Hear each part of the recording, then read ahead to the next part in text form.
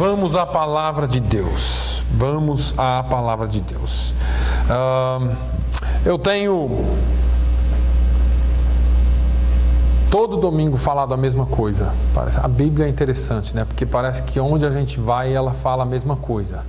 E principalmente quando Deus tem um assunto específico, um treinamento específico a nos dar. Eu tenho falado bastante sobre o assunto igreja. Pelo menos tenho tentado falar sobre esse assunto igreja. Como ser parte dessa família, como nos comportar como igreja, o que envolve, quais as características de igreja ou da igreja, o que podemos esperar da igreja. E durante todos os estudos ou até pregações que nós fazemos aqui, a intenção da liderança desta igreja é trazer conhecimento bíblico suficiente e necessário para que vivamos uma vida justa diante de Deus e dos homens. Claro que reconhecendo todas as nossas limitações, todas as nossas falhas, todas as nossas questões, não é? Mas precisamos crescer diante de Deus e dos homens pela palavra de Deus. Na nossa busca em Deus, na nossa busca pela palavra, na nossa tentativa de adquirir o conhecimento, na nossa tentativa de adquirir a direção do Espírito Santo para as nossas vidas, procuramos nos alinhar ao máximo com a palavra de Deus ou a palavra de Deus e andar de maneira digna, porque é isso que a palavra de Deus fala, do andar do cristão, de maneira digna diante de Deus e diante dos homens também. É nessa forma de ver, é nesse espírito de ensinar, de conscientizar-nos e na tentativa de trazer essa base bíblica que nós precisamos, que eu tenho procurado falar, procurado ensinar coisas práticas sobre a palavra de Deus, que nos ensina aquilo que algumas vezes nós temos esquecido por completo. Sabemos, a verdade é que todos nós sabemos, mas por algum motivo nós esquecemos. E hoje eu gostaria de falar de algo envolvendo a igreja, a vida da igreja, que está bem extinto no nosso meio ou na era cristã contemporânea que nós estamos vivendo. Hoje eu quero falar um pouquinho sobre prestação de contas. Uma palavra que o americano usa muito, accountability. Palavra dá até nó na língua para falar. Mas eu não vou falar de prestação de contas das suas finanças, dos seus dízimos, das suas ofertas, porque apesar disso ser importante, não é disso que nós vamos falar hoje. No entanto, eu quero trazer à sua memória hoje algo sobre a nossa vida, a prestação de contas que nós temos que fazer ou que temos que prestar na nossa vida. Nós estamos vivendo atualmente numa sociedade que valoriza muito o individualismo, valoriza muito a pessoa, o indivíduo. E por essa razão, nós temos nos afastado um pouco daquilo que nós cantamos aqui hoje, da comunhão com os irmãos, daquilo que nós pregamos como sendo igreja, e temos vivido uma era da razão, e não da razão de sentido, mas da razão de que eu cuido da minha vida porque eu tenho razão naquilo que eu faço. Ontem nós ouvimos uma palavra poderosa falando sobre a forma como as pessoas se comportam nessa era pós-moderna, porque nessa época que nós vivemos, as pessoas são cheias de direitos, cheias de razões, e uma das características que mais marcam essa era é deixar ou desprezar a autoridade. E por causa desse desprezo à autoridade em todos os níveis, desprezamos também a autoridade da palavra de Deus. Porque vivemos num mundo de verdades relativas, onde não existem mais verdades absolutas. A verdade agora depende da minha cultura, ou do meu ponto de vista. A verdade agora depende da sua cultura, do seu ponto de vista. Eu vejo de uma forma, você vê de outro, e com isso nós arrastamos para dentro da igreja várias influências culturais, e a verdade deixa de ser verdade. Então eu creio na Bíblia mais ou menos. Algumas partes eu creio e outras não. E aí nós vivemos uma vida arrastada, uma vida prejudicada pela influência mundana, e deixamos de viver uma vida completa em Deus. Estamos vivendo hoje numa era em que todos nós temos os nossos direitos individuais, onde o meu direito nunca foi tão defendido, e onde o individualismo é pregado de uma forma tão consistente, que nós deixamos de ter comunhão. A única coisa na Bíblia que é individual e é intransferível é a salvação. Você não pode, não consegue transferir a sua salvação para ninguém. Eu sou salvo e meu filho não pode ser salvo porque eu sou salvo. Ele tem que tomar a decisão dele no tempo certo. A minha filha tem que tomar a decisão dela no tempo certo. A minha esposa tem que tomar a decisão dela, porque ela pode subir e eu posso ficar, porque salvação é assim. E às vezes nós negociamos alguns princípios no meio da caminhada. Mas deixa eu te dizer uma coisa: as demais coisas da nossa vida cristã não é problema meu, é problema nosso. Esse negócio de que eu vivo assim é problema meu, ninguém tem nada a ver com isso, está errado, não é o que a Bíblia ensina. Isto é antibíblico e eu quero falar sobre isso hoje. Você pode dizer assim: pastor, mas cadê aquela pregação cheia do Espírito Santo?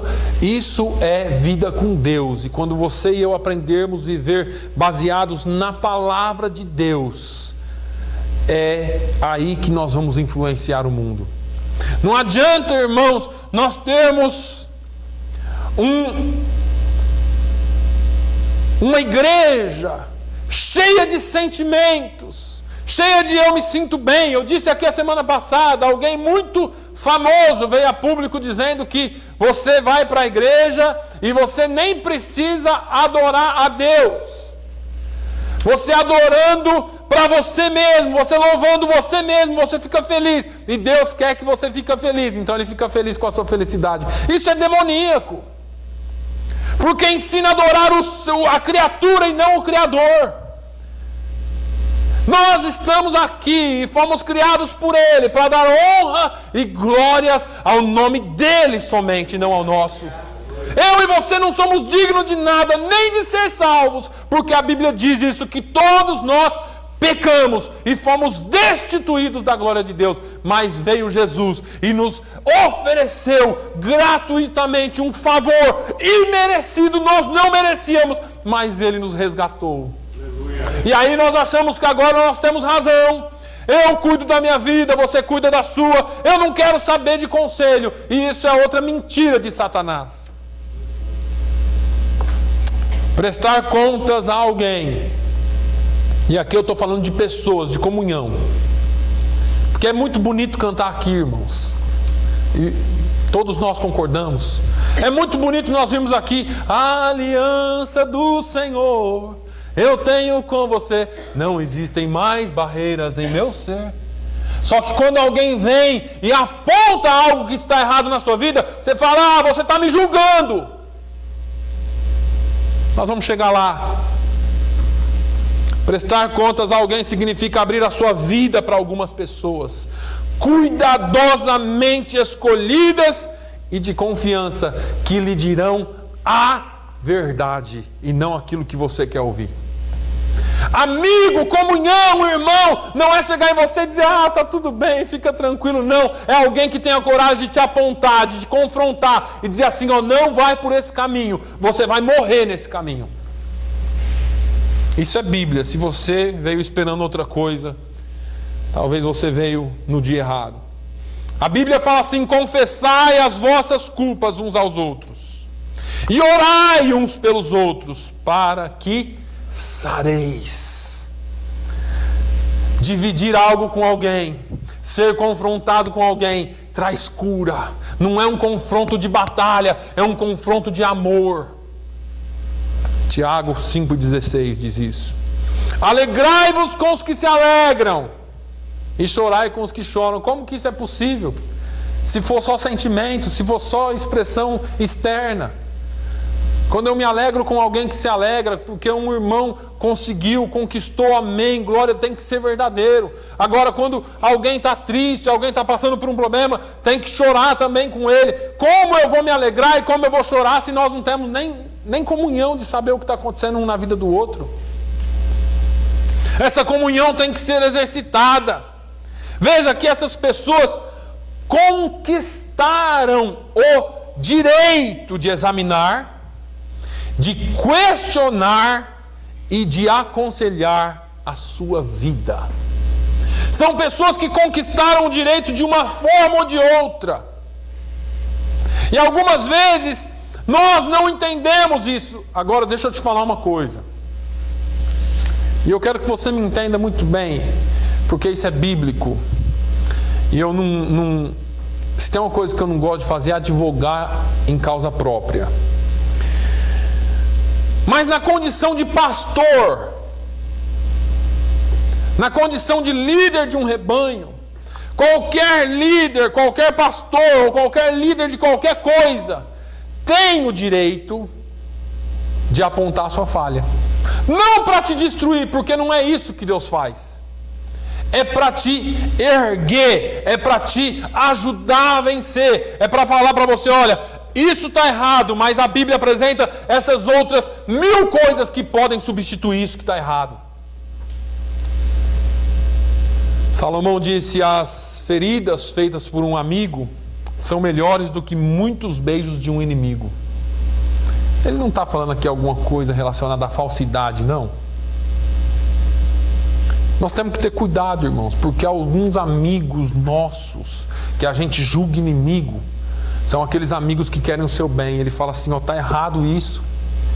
Você fala, aquilo ali pega no meu pé demais, fala muito de mim, faz muito isso de mim, ou fala muito contra mim, tudo que eu faço está errado. O inimigo seu vem e fica te dando beijinho. Ai, lindo, linda, que legal, vamos junto, vamos fazer. E te leva para o buraco. Aliás, ele não cai junto com você, ele te empurra. Mas 1 Coríntios 4:2, Paulo fala assim, olha, além disso requer-se dos despenseiros que cada um se ache fiel. O que é isso? Essas pessoas a quem você prestará contas, e eu já estou falando que você vai prestar, devem ser fiéis. São pessoas que são despenseiros. Olha só o que Paulo fala um versículo antes. Que os homens nos considerem como ministros de Cristo e despenseiros dos mistérios de Deus. Você não é alguém comum. As pessoas vão vir falar com você e você vai falar com alguém porque você confia que essa pessoa tem algo da parte de Deus para falar para você. Não é para você jogar e abrir a sua vida no Facebook, irmão, pelo amor de Deus. No Twitter, nas redes sociais, com a vizinha fofoqueira. Você precisa entender que existem ministros de Deus para te aconselhar. Criaram um ditado popular.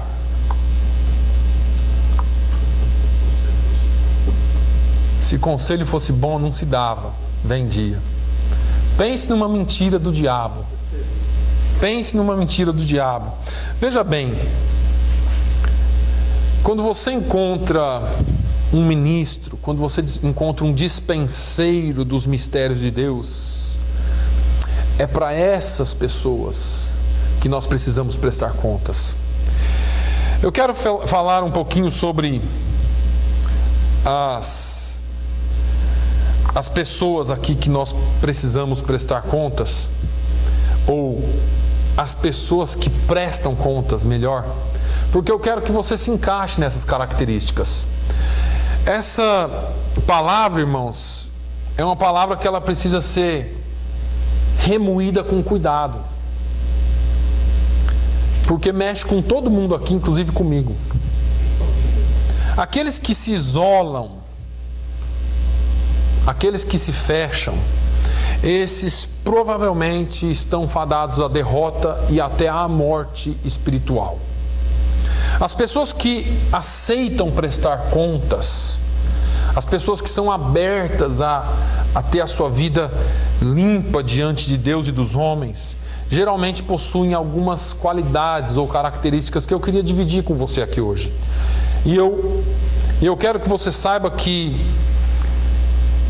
a minha intenção, e acho que a intenção de Deus quando colocou essa palavra no meu coração, é a mesma de sempre que eu tenho falado aqui há alguns dias, é trazer cura. Vamos lá, vamos ver o que você possui dessas características. Verifique aí se você tem algumas delas.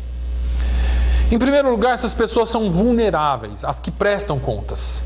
Como assim vulneráveis? São pessoas que são capazes de saber, que reconhecem quando estão erradas, admitem o seu erro e, ainda que não sejam confrontadas, são capazes de admitir o seu erro para alguém, mesmo que ela não tenha sido confrontada. O problema que nós estamos vivendo hoje é que a falta de humildade em muitos, nos dias de hoje, faz com que eles não consigam reconhecer os seus erros. Aliás, não reconhecem mesmo, porque eles acham que estão certos. Muitos até reconhecem na hora que são confrontados, mas depois ficam de cara feia. Não tem problema. Não aceitam. A pior coisa é essa, irmãos. A questão não é aceitar ser confrontado, a questão é não aceitar que, como seres humanos, todos nós somos falhos.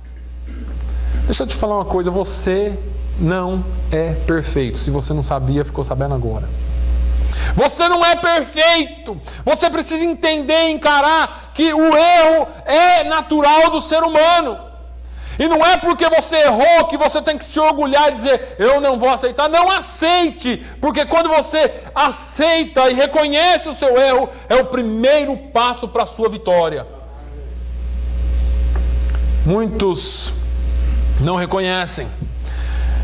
Vivemos num tempo que a Igreja de Cristo se tornou impossibilitada. Olha só, isso vai piorar. Eu estou falando já há algum tempo. Nós estamos impossibilitados de apontar erros. Não aponte erros. Você sabe por que você não pode apontar erros? Porque se você apontar erros, você passa a ser um acusador. Alguém que julga, alguém que está sempre apontando os erros dos outros.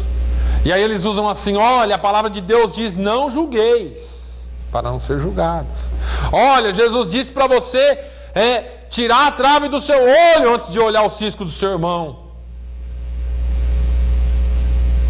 Só que eles esquecem que existem talvez dezenas de outras bases bíblicas para nós julgarmos os irmãos. Inclusive Paulo fala assim, por que você levaria o seu irmão para um tribunal?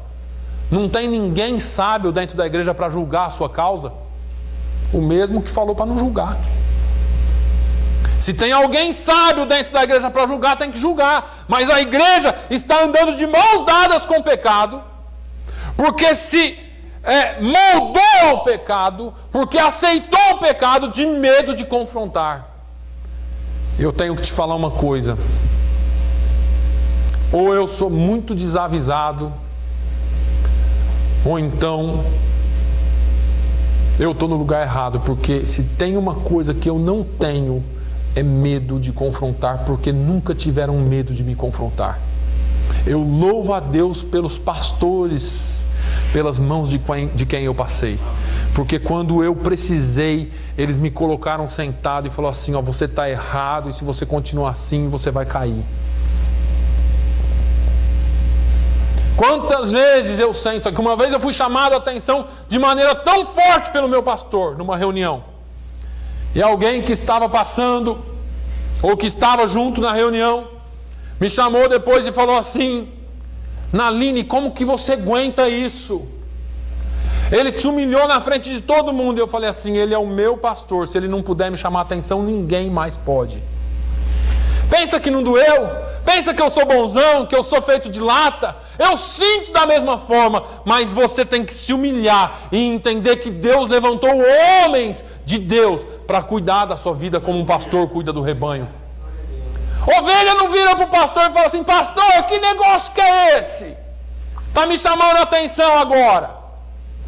Não, ovelha, quando o pastor usa o cajado e busca ela lá e fala, vem aqui, você está saindo fora do trilho, vem aqui juntinho. Ela pode até não gostar porque o cajado, o anzol do cajado pegou no pescoço dela, mas ela anda ali e não tem reclamação. Jesus comparou a igreja com ovelha, Deus comparou a igreja como ovelhas, porque ele já falou, olha, não é para você ficar se debatendo, você é ovelha e eu te dei pastores. Deus não dá igreja para pastores, irmãos. A Bíblia diz que Deus deu pastores à igreja. A igreja não é do pastor, mas o pastor é da igreja. E por ser da igreja, ele tem a responsabilidade e a obrigação de apontar e de corrigir quaisquer problemas que se levantem. Veja que isso não é uma questão de intolerância, como dizem aí hoje. Tudo que você fala é intolerante. Isso é intolerância. Intolerância religiosa, intolerância. Isso não existe, irmãos. Na Bíblia isso não existe, intolerância. É intolerância se eu não permitir que alguém entre aqui. É intolerância se eu separar alguém, ou se eu julgar alguém de forma que eu retire da comunhão dos irmãos. Isso é intolerância. Agora, quando eu abraço, quando eu trago para o meu lado e quando eu falo assim, olha, nós vamos caminhar junto, mesmo que a gente tenha que trilhar esse caminho de espinhos e de pedras, mas estamos juntos. Nós não podemos partir para o lado do eu tenho razão e eu não aceito. Essas pessoas são vulneráveis. O crente verdadeiro, ele deve reconhecer a sua vulnerabilidade. E, portanto, reconhecer o seu pecado, as suas falhas e as suas fraquezas. Eu já disse aqui. Aí você deve estar pensando, aí alguém pode até falar assim, aí você não peca, né, pastor? Claro que eu peco. Deixa eu falar para você quantas vezes eu sento na sala do pastor ali com ele e falo assim, pastor, me ajuda porque eu não sei o que eu faço. Você acha que eu tenho todas as respostas para a vida? Você acha que Deus me deu maior sabedoria que para qualquer um de vocês? Entenda uma coisa, todos nós temos que reconhecer, detectar as nossas falhas e trabalhá-las, expor a raiz do problema. Porque enquanto você não expor a raiz, você não trata o problema. Eu já falei para vocês, só para que você entenda como isso é importante. E eu estava falando na sala de aula essa semana, eu falei, sabe o que a Bíblia é linda? Porque Deus não esconde nada de ninguém. Deus não escondeu nada de ninguém, irmãos. Eu falei aqui para vocês, olha, homens que vocês julgam melhores do que vocês, porque eles estavam na Bíblia, também falharam. E reconheceram as suas falhas, e Deus expôs as suas falhas aqui. Que vergonha, né, Abrão? Que vergonha. Sabe qual que era o segredo deles? Eles eram vulneráveis, eles eram pecadores e sabiam disso. Reconheciam isso. Nunca se postaram como super-heróis, super crentes. Olha, por exemplo, para a vida de Abraão. Só dá uma olhadinha. Desobedeceu a Deus. Abraão, sai da sua terra, da sua parentela, deixa a casa do seu pai, deixa todo mundo, pega só a Sara e vai para um lugar que eu vou te mostrar. Ou Sarai, e vai para um lugar que eu vou te mostrar. Tá bom, meu Deus. E levou alguém a tiracolo. Levou um sobrinho a tiracolo. A Bíblia diz que deu uma confusão lá e que depois que Abraão separou de Ló, deixa bem claro assim, quando Abraão se separou de Ló, Deus falou com ele. Tendo Ló saído, Deus falou com Abraão. E aí, Deus podia falar assim, Abraão, você é um teimoso mesmo, né? Não. Deus só deixou ele ir um pouquinho sozinho. Falou assim, bom, quando ele decidir que é hora de separar, eu falo com ele. Aí, duvidou da promessa. Deus tinha uma promessa, irmãos. Deus tem essa promessa para todos nós, mas eu acho que se Deus falasse pessoalmente com você, olha, faz isso porque eu vou te abençoar, todas as famílias da terra serão benditas no seu nome, na sua descendência eu farei grandes reinos. Deus encheu ele com as maiores promessas que um homem pode ter. E Abraão duvidou da promessa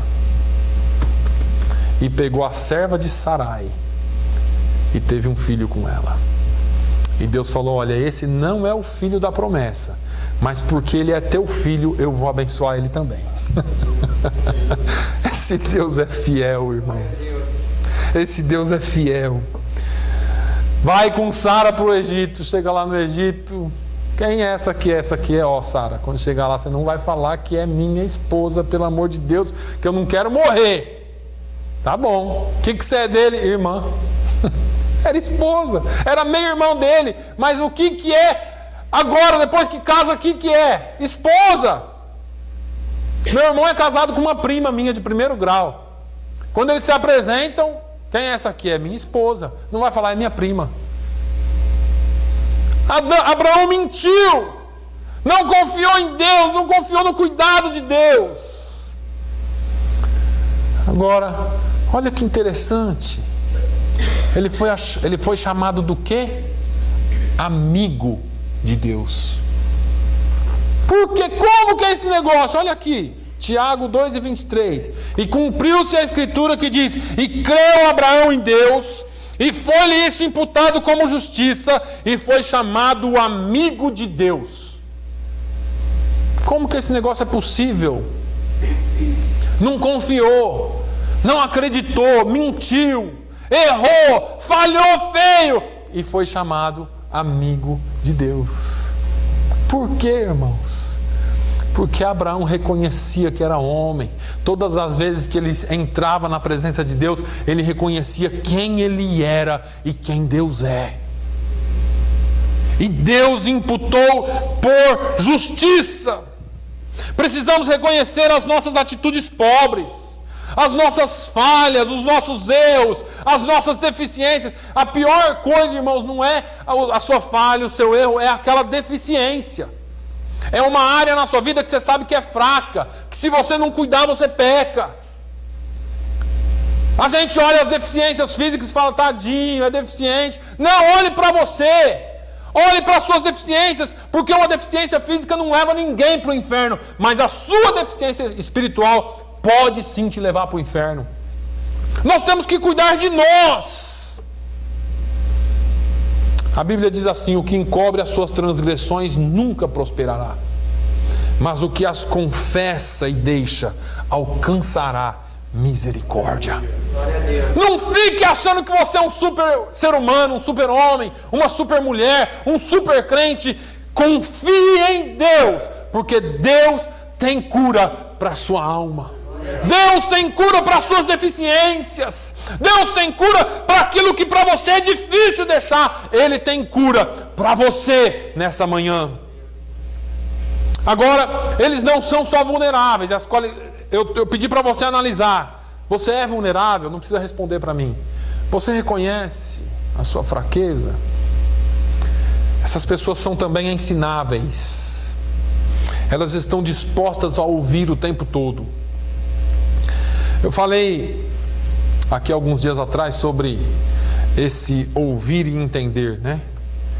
A pior coisa que pode acontecer na vida de alguém é perder a capacidade de ouvir. E eu não estou falando aqui de perder o sentido da audição.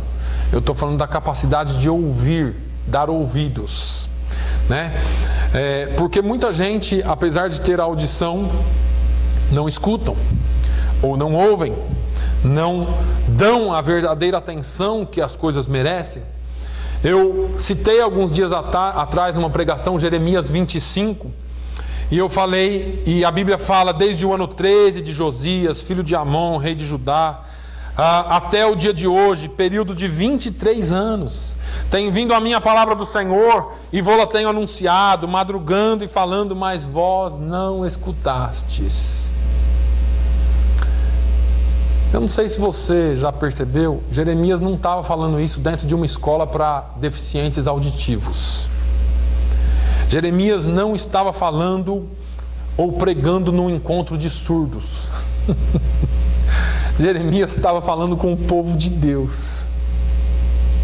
E é interessante que você fala, não é possível, é o povo de Deus. Não, o povo de Deus não dava ouvido à palavra de Deus. Escutavam, ouviam, mas preferiram não ouvir, preferiram não entender. Ou achavam que Jeremias estava ultrapassado demais, ou ficou quadrado. Esse profeta, esse pastor, esse fulano está quadrado demais. Só prega, só fala de pecado aqui nessa igreja. Queria uma vida mais livre, uma vida mais solta, mais relax, né? Afinal de contas, eu tenho a minha vida, eu tenho a minha liberdade, eu tenho a minha independência. E o que dizer da nossa privacidade? É o que nós usamos hoje. Eu quero a minha privacidade. Perderam a capacidade de ouvir. Tomaram decisões erradas. Por isso foram levados ao cativeiro. Por isso foram aprisionados. Me parece que hoje nós estamos vivendo a situação bem semelhante a esta. Falamos e não ouvem, mas nós precisamos dar ouvidos à voz do Senhor. Deixa eu te dizer uma coisa, irmãos, Deus não vai descer aqui em carne e osso de novo para te falar o que você tem, ou o que você não tem, ou o que você faz, ou o que não faz. Deus usa o seu povo, a sua igreja. Deus usa pessoas para falar com você. Cuidado, porque se você não ouvir pessoas, ele pode usar mula para falar com você, e mula é mais violenta, ele pode te dar coice. Precisamos estar dispostos a ouvir, mas essas pessoas, elas estão dispostas sempre a aprender, elas são ensináveis, porque elas também são rápidas em aprender. E essa é uma coisa muito importante. Outros até ouvem, ou muitos até ouvem, mas não aprendem. Perderam a capacidade de aprender, né? Os motivos são os mais diversos. Eu quero aqui rapidinho, porque eu não quero passar do tempo. Alguns não aprendem porque não foram desenvolvidos ainda, ou não estão desenvolvidos ainda ao ponto de aprender.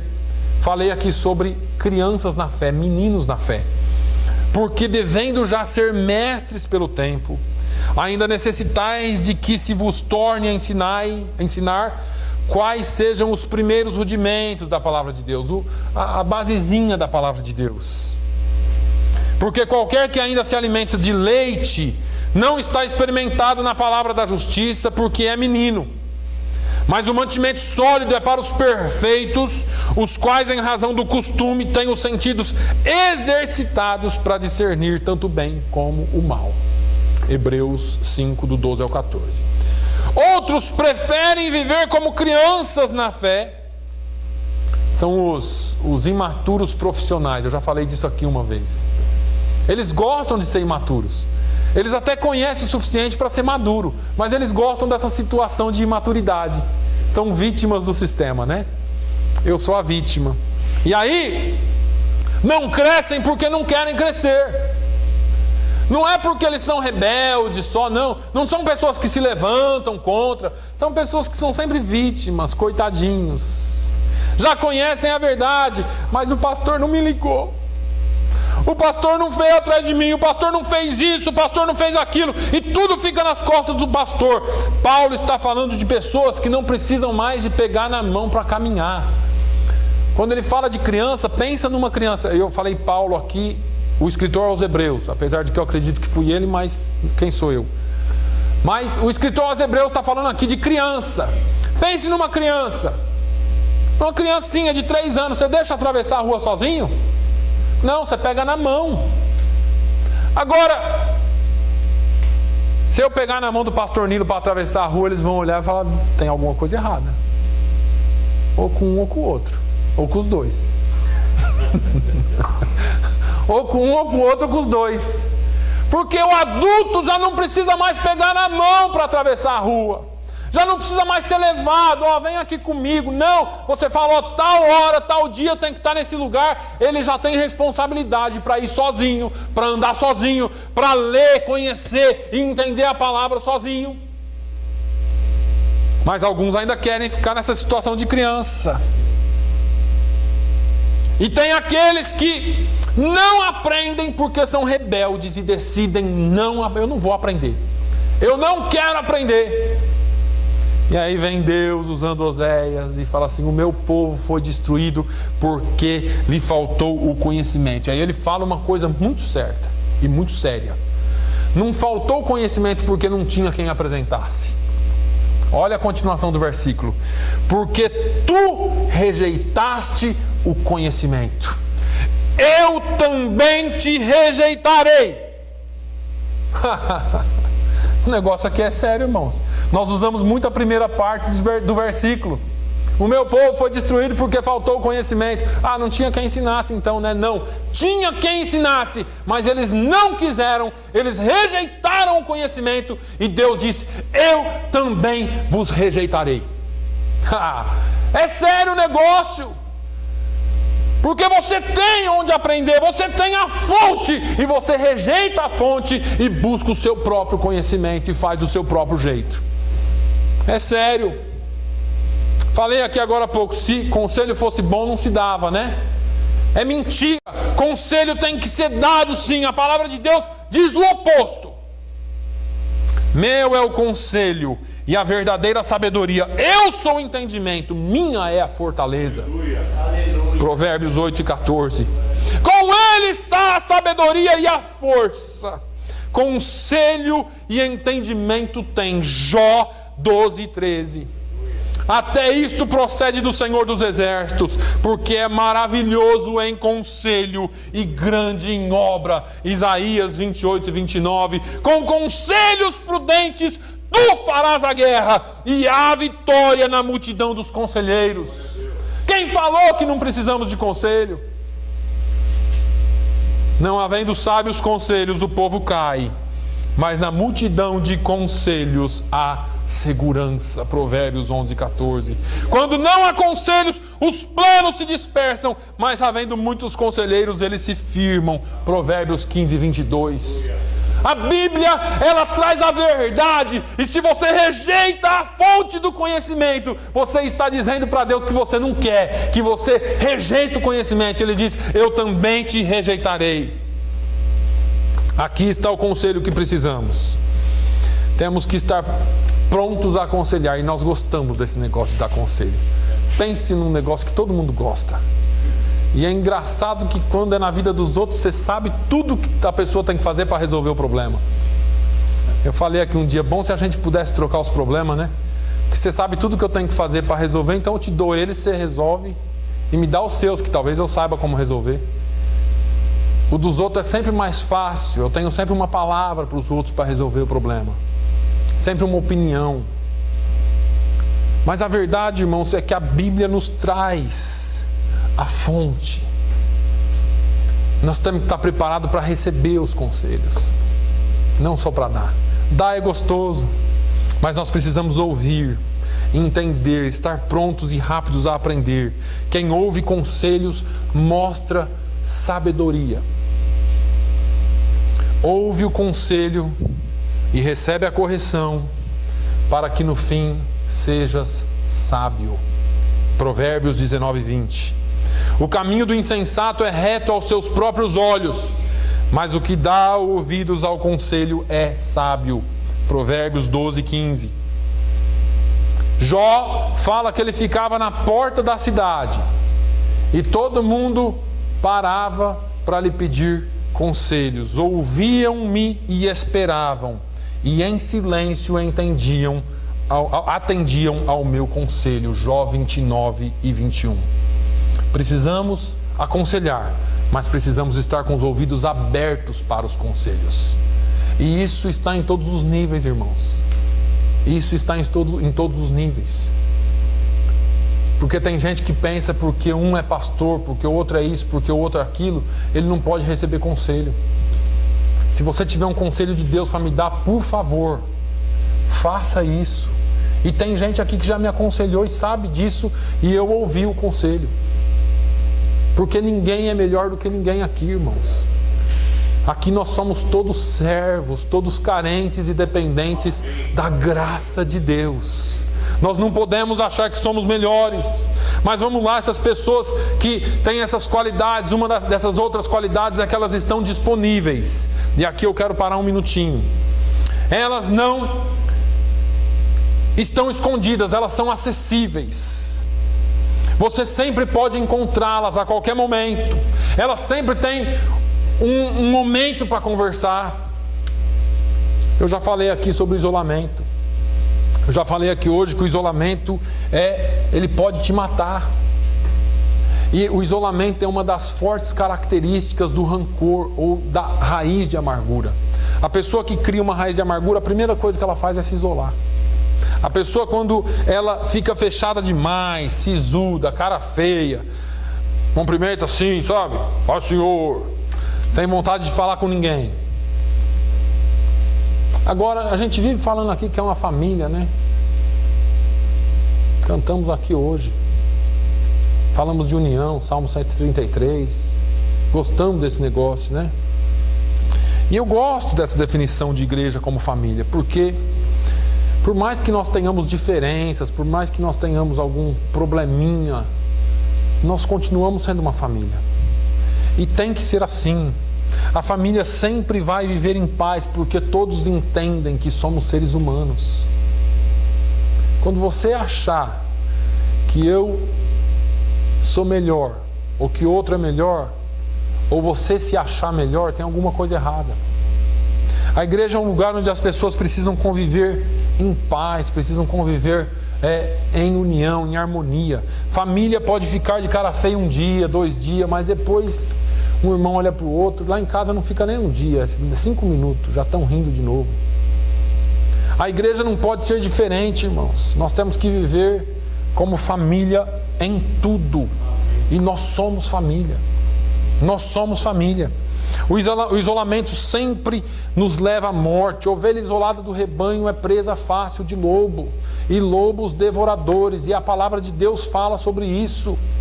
Eu já preguei aqui Paulo falando aos anciãos de Éfeso, lá em Mileto, se eu não me engano. Ele chama os anciãos e fala assim: olha, eu cuidei da igreja, eu orei, eu fiquei aqui durante 3 anos orando, chorando, pregando, ensinando. Agora chegou o tempo de eu partir, mas vou falar uma coisa para vocês: cuida do rebanho, porque virão lobos devoradores de dentro do rebanho. Tem que ter cuidado, irmãos. São animais que são ferozes, a intenção é destruir, a intenção é matar você. Você tem que estar atento. Nunca alimente nenhum tipo de rancor contra ninguém. Nunca. Se a pessoa te feriu, perdoa. Ore, busque a Deus, porque nós não podemos entrar no céu com rancor. Jesus falou assim, Jesus foi muito sério sobre isso. Ele falou: ouvistes o que foi dito aos antigos: não matarás, mas qualquer que matar será réu de juízo. Eu, porém, vos digo que qualquer que sem motivo se encolerizar contra seu irmão será réu de juízo. E qualquer que disser ao seu irmão raca, será réu de sinédrio. E qualquer que lhe disser louco, será réu do fogo do inferno. Agora você fala assim, mas Jesus falou que é sem motivo. Se a gente começar a falar de motivo aqui hoje, eu quero que você me dê um motivo para você ser salvo. Só um. Me fale um. Eu paro aqui agora. Nós não temos motivo nenhum para ser salvo. Nós não tínhamos nada em nós mesmos. Nada. Você pecou contra Deus, eu pequei contra Deus. Nós somos os agressores. E Ele desceu aqui para te salvar. Aleluia. E aí você fala assim, o meu irmão me deu motivo. Perdoa. Em nome de Jesus, perdoa. Quando você alimenta esses sentimentos ruins, você começa a evitar as pessoas.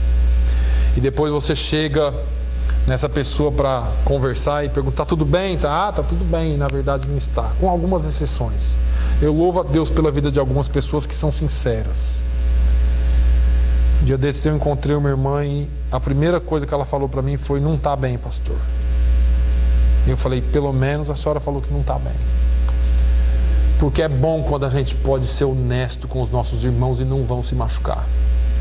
É bom quando alguém chega em você e fala assim, eu estou com um probleminha com você. E você não vai sair dodói, porque alguém falou que está com um probleminha com você. Se a pessoa falou que tem um probleminha com você, é porque ela está disposta a resolver esse problema. Senão ela não falava. Mas se a pessoa chegar em você e falar assim, olha, estou com um probleminha, então vamos sentar e vamos resolver esse probleminha. Porque é o melhor caminho, nós somos irmãos, nós somos famílias. E outra coisa, irmãos, eu já falei aqui para os irmãos, eu fiz até uma brincadeira, eu falei assim, tem gente que não se suporta num espaçozinho desse aqui, né?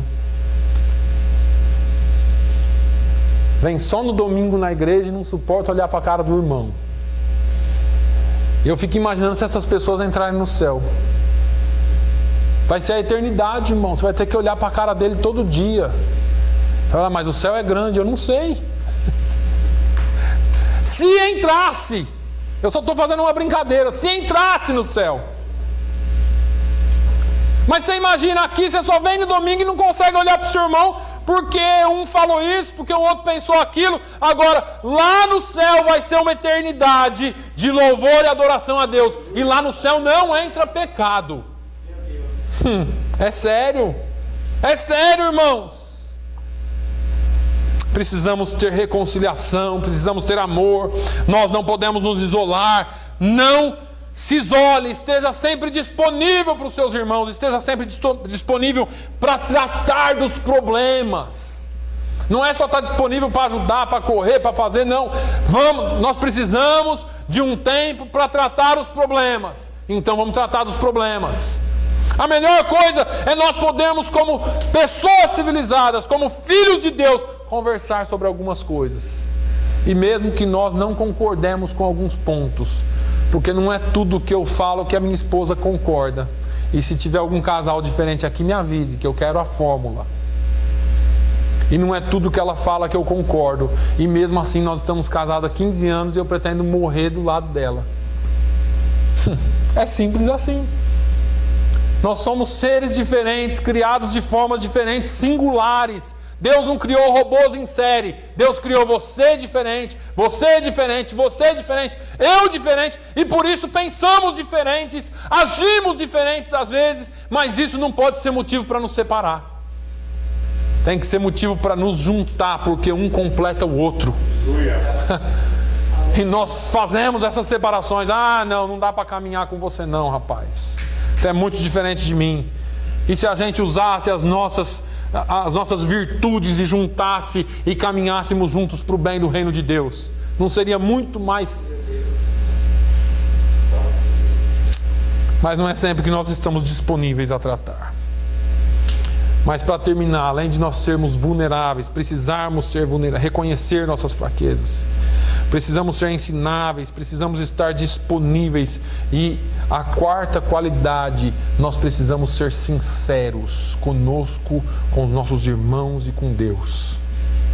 A sinceridade é marca registrada de um crente, irmãos. Pelo amor de Deus, eu não consigo entender isso. Tem que ser marca registrada de um crente. E essa sinceridade, ela atinge vários ângulos. Não existe a possibilidade de você dizer que é crente em Jesus, discípulo dele, andar com ele e andar de maneira insincera. Sabe, todo mundo aqui sabe que a grande briga de Jesus com os religiosos da sua época não era pelas atitudes externas, era pelas atitudes internas. Eles falavam uma coisa e pensavam outra. Na frente do povo eles eram santos, mas por trás eles queriam matar Jesus. Quem tem um sentimento de morte, quem tem um sentimento de destruição, de invasão, de rebeldia, não pode estar com um sentimento bom. Só que tem uma coisa, irmãos, eu não conheço. Porque você engana o pastor, você engana seu marido, sua esposa, seu filho, seu pai, sua mãe, mas Deus conhece você. Deus traz as coisas. Jesus falou, olha, não tem nada que for falado às escondidas que não vai sair à luz, não vão ser trazidos à luz. Você pode fazer o que você quiser, Deus traz as coisas à luz, Deus vai revelar. Nós precisamos ter como padrão a sinceridade. Nós precisamos odiar tudo que é falso. E eu estou falando odiar tudo que é falso, não as pessoas, mas as atitudes. Porque pessoas nós não odiamos por nada. Nós precisamos ser comprometidos com a verdade, independente do quanto ela possa ferir-nos ou ferir alguém. Eu me lembro que quando eu conversava com os meus filhos, bem criança, eu falava assim, olha, você pode acontecer o que for. Você pode ter feito a pior besteira que você fez. Se você me falar a verdade, você não será punido. Eu vou te ensinar, mas não vou te punir. Agora, se você mentir para mim, você será punido com certeza. E eu acho que a gente precisa aprender isso. E aí você pode falar assim, pastor, esse padrão é muito alto para mim, está muito elevado para mim. Mas se você é crente, esse padrão é o padrão que você tem que obedecer. Se você é crente, o padrão da sinceridade é o padrão que você deve obedecer. E você está certo, o padrão é alto. Só que é um padrão com o qual o orgulho, com o qual a sua vaidade interior, não a exterior, mas o orgulho interior não consegue lidar de jeito nenhum. E que se o seu ego for muito fraco, você também não vai conseguir lidar. Você sabe por quê? Porque, ao contrário do que muitos pensam, o maior inimigo da sinceridade não é a mentira. O maior inimigo da sinceridade é o orgulho. Você sabe por que o orgulho é o maior inimigo da sinceridade? Porque pessoas orgulhosas preferem parecer boas do que ser realmente boas. A pessoa orgulhosa não consegue se dobrar à verdade, porque a verdade dói sim às vezes, só que ela dói porque ela cura, porque remédio bom dói. É amargo. E eu já falei aqui, gripe a gente usa aspirina, câncer a gente usa quimioterapia. E quimioterapia, ela muitas vezes cura e outras vezes não. E você fala, mas pode usar quimioterapia dentro da igreja? Pode e deve. Mas e se não curar? Aí está nas mãos de Deus. Porque quando a quimioterapia não cura o doente de câncer, você fala, agora, o médico chega e fala assim, agora é só Deus, tá? Amém, agora é só Deus. Mas nós precisamos tentar. O remédio está aqui. O remédio tem que ser aplicado. Pessoas orgulhosas, elas não querem ser boas de verdade, elas preferem parecer boas, mas as suas intenções não são boas. E eu não estou falando aqui também de uma falsa bondade, irmãos, porque se a gente for levar pelo padrão bíblico, ninguém é bom. Mas o nosso andar tem que ser bom. Eu estou falando de sermos seguidores dos ensinos de Jesus e seguidores do próprio Jesus. Nós temos que entender uma outra verdade para nós encerrarmos. Nós precisamos ser sinceros e amorosos ao mesmo tempo. Porque eu falei aqui de quimioterapia, irmãos, não quer dizer que você tem que chegar e sentar o pau na muleira de ninguém. Tem gente que acha que é só sentar o pau na muleira e acabar e isso aí não serve, aquele ali também não serve, e vai matando o crente e jogando os crentes para a rua. E isso aconteceu muito dentro da igreja. Esse usa isso, esse faz aquilo, esse aqui tem tatuagem, classes, né? Classificando o crente num padrãozinho visual e não interior. Nós precisamos ser amorosos, porque nós não precisamos matar as pessoas com a nossa sinceridade. Existem formas de nós tratarmos problemas, tratarmos de situações na vida dos irmãos. Se você viu uma situação na vida do irmão, você pode tratar com amor. Se você falar assim, pastor, eu não sei tratar, vem e fala comigo. Pastor, mas isso não é fofoca? Não, porque quando você fala de alguém na intenção de ajudar, você não está fofocando. Eu já falei aqui, a fofoca só é fofoca quando ela não tem intenção nenhuma de ajudar e sim de destruir. Aí é fofoca. Mas se você viu um problema na vida do seu irmão, se você viu na minha vida, você pode chegar aqui e falar para mim. Agora deixa eu te falar uma coisa, fale para mim, não fale de mim. Entendeu? Fale para mim. Agora, se você não sabe tratar com o problema do seu irmão, não sai falando para todo mundo. Fale com quem foi chamado para isso. E nós precisamos reconhecer isso, irmãos. A nossa sinceridade precisa ser baseada na Bíblia Sagrada.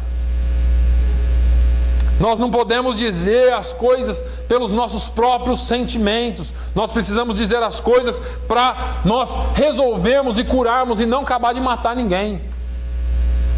Temos que tratar desses assuntos como crentes. Porque em qualquer coisa que nós fizermos, ou qualquer coisa que nós fizermos, você e eu não podemos esquecer nunca que o nome de Jesus tem que ser glorificado. É o nome de Jesus. É o nome de Jesus que tem que ser glorificado. Eu não posso fazer as coisas por orgulho próprio. Eu não posso tratar de assuntos porque feriram o meu orgulho. Não, eu tenho que tratar de assuntos porque isso pode machucar você e trazer problemas sérios para você no futuro ou para o rebanho. Só para finalizar, eu quero que você não me entenda mal, porque isso é uma parte daquilo que nós estamos falando para a igreja. Você não deve abrir de maneira nenhuma a sua vida para pessoas não confiáveis. Eu não disse aqui que você tem que falar para qualquer um. Entenda isso, porque senão você fala, o pastor agora falou que a gente tem que contar tudo para todo mundo. Não.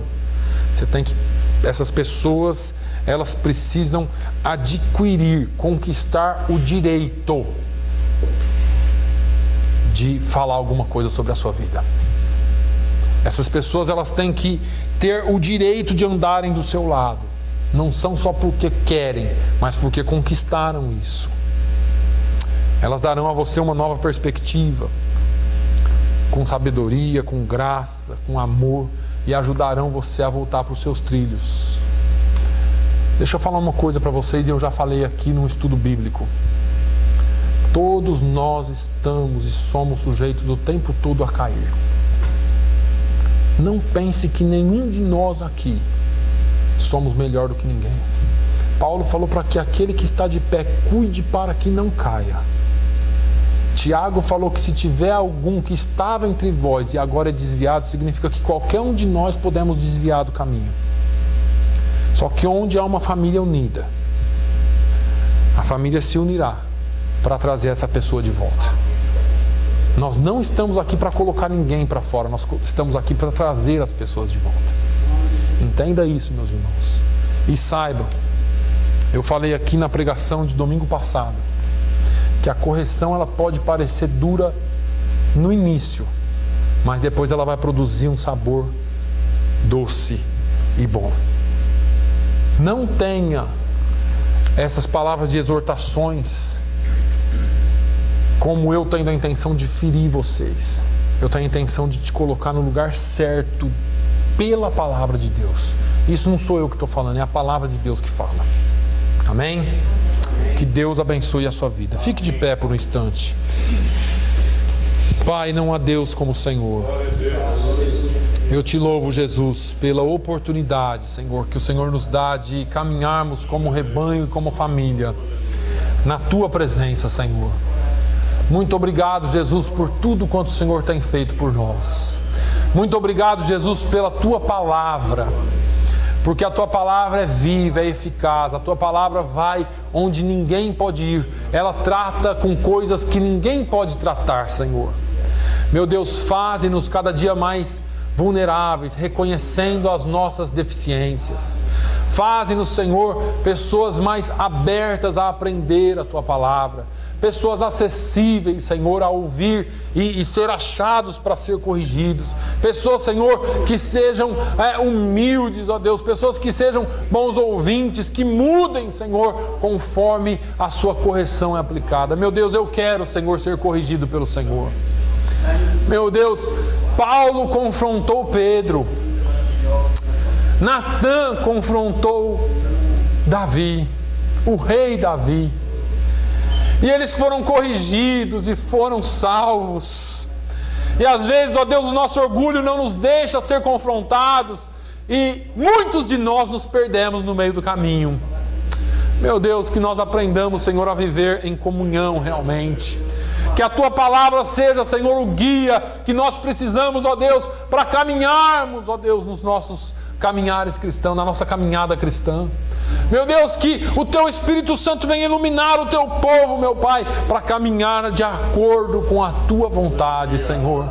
Meu Deus, se existe algum caminho mau em nós, oh meu Deus, sonda-nos agora. Sonda o Teu povo agora, Senhor, e guia-nos, ó Deus, pelo caminho eterno. Meu Pai, que a Tua mão esteja sobre o Teu povo, que a Tua proteção esteja sobre o Teu povo e o Teu nome venha a ser glorificado em nossas vidas. Senhor, nos dê uma semana abençoada. Guarda o Teu povo, Senhor. Protege debaixo das Tuas mãos. Visita a irmã Aldina, o irmão Antônio, Senhor, lá na casa deles. Restabeleça a saúde dele no nome de Jesus. Oh, meu Deus, faça, Senhor, o Teu querer na vida dele. Meu Pai, visita também o irmão Tony, a irmã Débora, Senhor, que não estão aqui hoje. Visita também, Senhor, o Ronaldo, a Rosana, suas famílias, Senhor, que eles possam, meu Deus, estar contigo, meu Deus, onde quer que eles estejam. Senhor, protege o Teu povo, protege a Tua igreja, Senhor, é o que eu te peço no nome de Jesus. No nome de Jesus eu te peço, amém. Que o amor de Deus, a graça do nosso Senhor e Salvador Jesus Cristo, a comunhão e a consolação do Espírito Santo de Deus seja sobre toda a família de Deus, hoje e sempre. Todos digam amém. Glória a Deus.